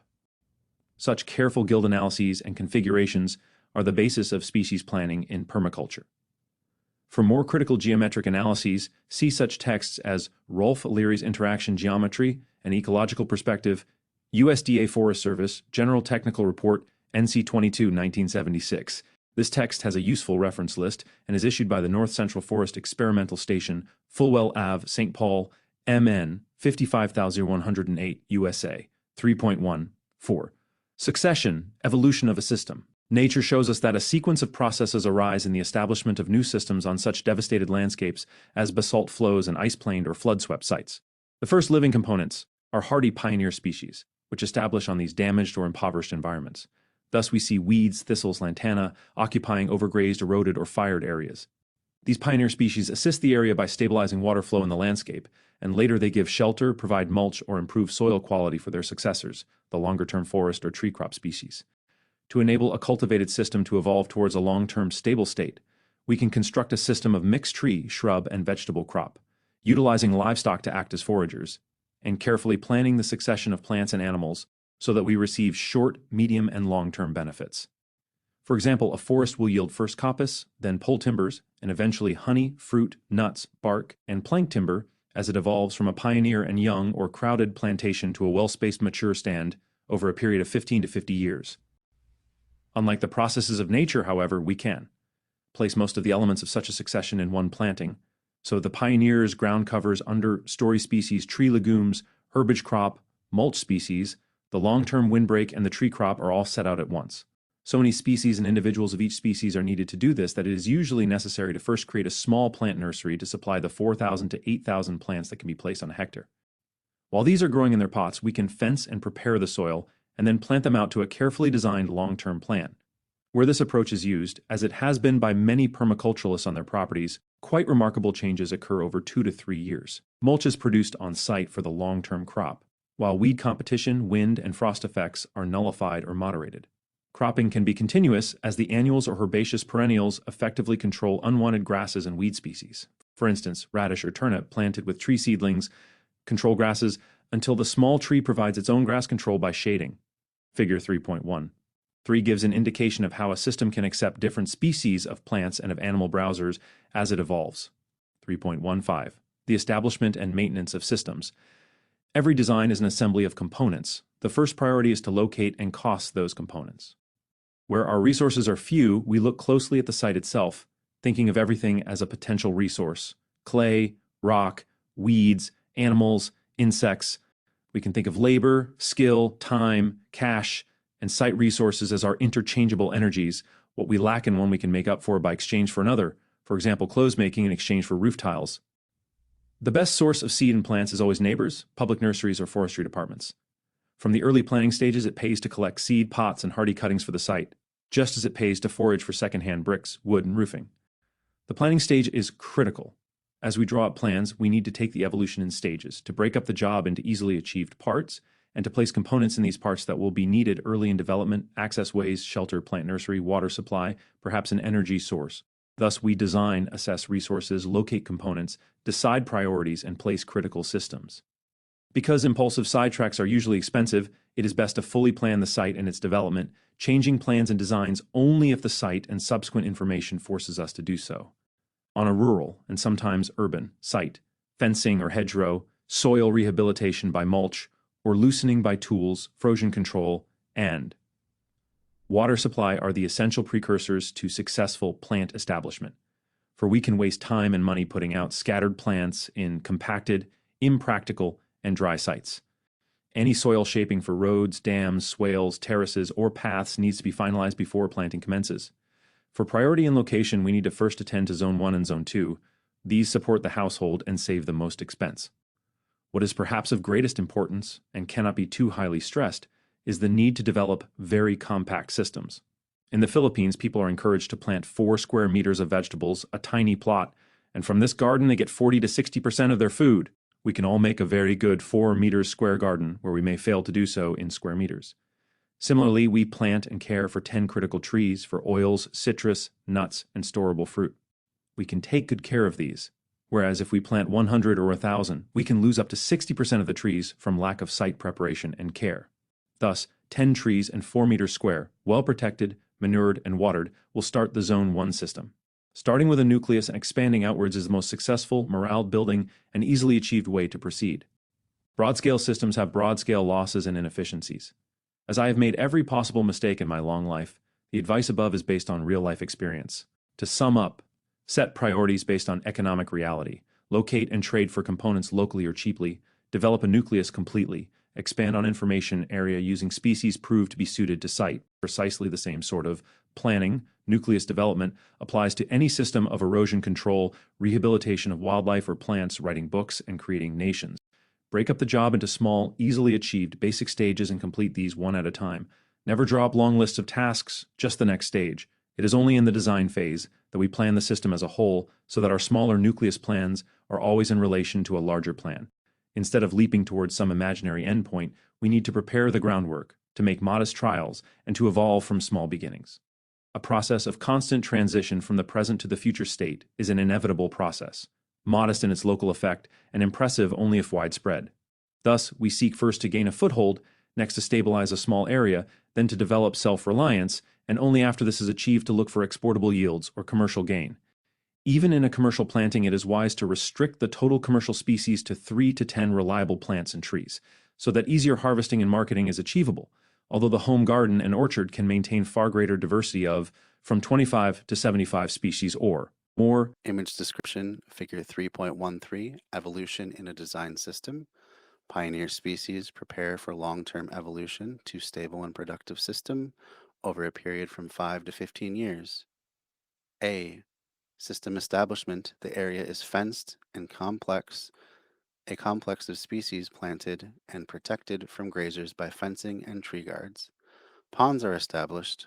Only small livestock, chickens, and some annual crops can be harvested. In figure A, we have a cross section uh, with species that have just been planted. These are the pioneering species. There's not much production yet, and few animals. B, the system evolves to semi-hardy stage.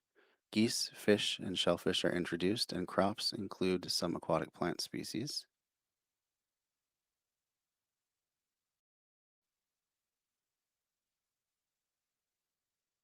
And there's image B. And then C, the climax of the species, honey locust, tagasaste, oak, and another tagasaste, with crops planted beneath and animals foraging. The next set of images shows the same thing with an aquatic design in the middle. There are new pioneer species planted on each bank and very little biodiversity. Second shows the system starting to mature.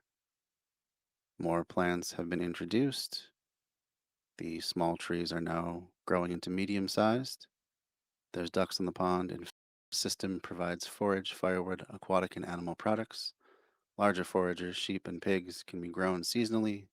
The system provides its own mulch and fertilizers. The mature system requires management rather than energy input and has a variety of marketable yields, including information. Thus, our design methodologies seek to take into account all known intervening factors, but in the end it comes down to flexibility in management, to steering a path based on the results of trials, to acting on new information, and to continuing to observe and to be open or non-discriminatory in our techniques. The success of any design comes down to how it is accepted and implemented by the people on the ground, and this factor alone explains why grand centralized schemes more often result in ruins and monuments than in stable, occupied, and well-maintained ecologies. We can design any expensive, uncomfortable, or ruinous system as long as we do not have to live in it or fund it ourselves. Responsible design arises from recommending to others the way you have found it possible to work or to live in a similar situation. It is much more effective to educate people to plan for themselves than to pay for a permanent and expensive corps of planners who lead lives unrelated to those conditions or people for whom they are employed to design.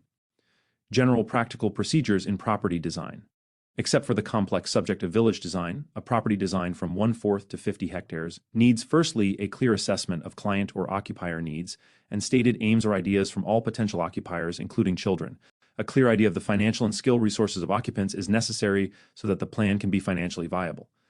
With a base map, aerial photograph, or a person as a guide, the designer can proceed to observe the site, making notes and selecting places for access ways and other earthworks, housing and buildings, water supply and purification, irrigation, energy systems, and specific forest, crop, and animal system placement. All the above are in relation to slope, soil suitability, and existing landforms. By inspection, some priorities may be obvious: fire control, access, erosion prevention. Other factors need to be tackled in stages as time, money, and species permit. At the end of each stage, trial, or project, both past performance and future stage evolution should be assessed, so that a guide to future adjustments, additions, or extension is assembled as a process. In all of this, design methodologies plus management is involved, and it is therefore far better to train an owner-designer who can apply long-term residential management than to evolve a roving designer, except as an aid to initial. The restrictions on site use must first be ascertained before a plan is prepared or approved. In the matter of buildings, easements, health and sewage requirements, permits, and access, there will probably be a local authority to consult. If water stream diversions are foreseen, state or federal authorities may need to be consulted. The homely, but probably essential process of building up real friendship between residents, designers, officials, and neighbors should be a conscious part of new initiatives. Small local seminars help a lot, as district skills and resources can be assessed. There is no better guide to plant selection than to note district successes or native species and exotics that usually accompany a recommended plant. Nearby towns, in gardens and parks, often reveal a rich plant resource. As every situation is unique, the skill of design, and often of market success, is to select a few unique aspects for every design. These can vary from unique combinations of energy systems, sometimes with surplus for sale, to social income from recreational or accommodation uses of the property. This unique aspect may lie in special conditions of existing buildings, vegetation, soil type, or in the social and market contact of the region. Wherever occupants have special skills, a good design can use these to good effect. For example, a good chemist can process plant oils easily. A design is a marriage of landscape, people, and skills in the context of a regional society. If a design ended at the physical and human aspects, it would be still incomplete. Careful financial and legal advice, plus an introduction to resources in these areas, and a clear idea for marketing or income from services and products with an eye to future trends is also essential. Over a relatively short evolution of 3 to 6 years, a sound design might well achieve reduction in the need to earn, conservation of food and energy costs, repair and conservation of degraded landscapes, buildings, soils, and species at risk, sustainable product in short, medium, and long terms, a unique, preferably essential, service or product for the region, right livelihood, good work, for occupants and services or goods, sound and safe legal status for the occupiers, an harmonious and productive landscape without wastes or poisons, a cooperative and information-rich part of a regional society.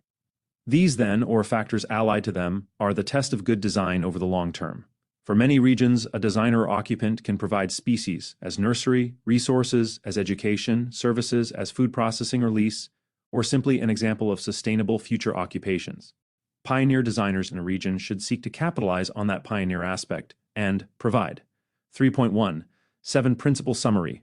Definition of permaculture. Design. Permaculture design is a system of assembling conceptual, material, and strategic components in a pattern which functions to benefit life in all its forms. It seeks to provide a sustainable and secure place for living things on this earth. Functional design. Every component of a design should function in many ways. Every essential function should be supported by many components. Principle of self-regulation. The purpose of a functional and self-regulating design is to place elements or components in such a way that each serves the needs and accepts the products of other elements.